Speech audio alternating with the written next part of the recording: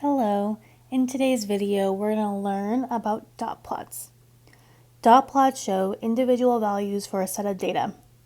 A dot plot is the best visual representation to use for showing individual values, especially when both of the values are clustered together. So here is an example of a dot plot. Here this dot at 1 tells us there was one data point at 1. For 2, we have 1, 2, 3 data points. For 3, we have 1, 2, 3 data points. 4 has 2 data points. 5 has 1 data point. 6 has 4 data points. 7 doesn't have any data points. 8 has 3 data points. 9 has 1 data point. And 10 has 2 data points.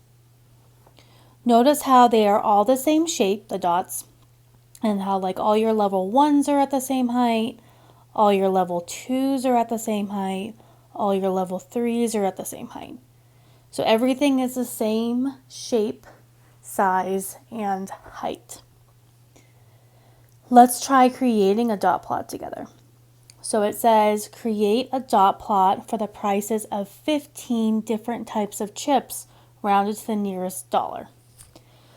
So there's a couple different ways that you could do this. You could just go ahead and start putting dots in on this dot plot, or you could create like kind of like a tally table, or what we call a frequency table. And that way you can get like a list.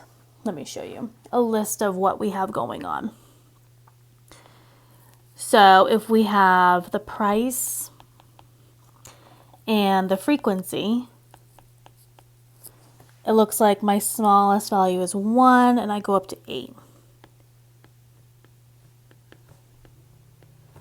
And this isn't necessary, but it might just help you when you're creating your dot plot. So we have 1 value at 1. And I want to look for 2s. So I have 1, 2, 2s. I have 1, 2, 3, 3s. 1, 2, 3, 4, 4s. 1, 2 5s, 1, 2 6s.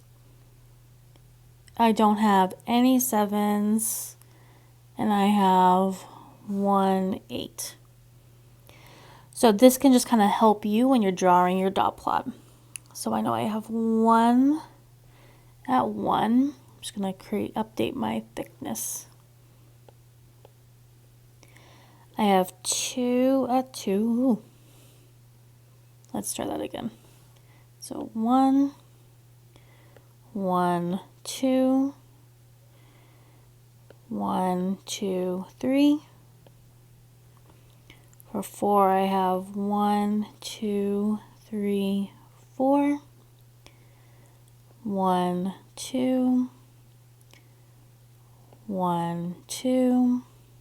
7, I don't have any, and 8, I have 1. So that is what my dot plot looks like. Again, you don't necessarily have to make a frequency chart to be able to do this. You could have just gone through as you did it. It's however it works for you, whatever is the easiest method for you to be able to create your dot plot.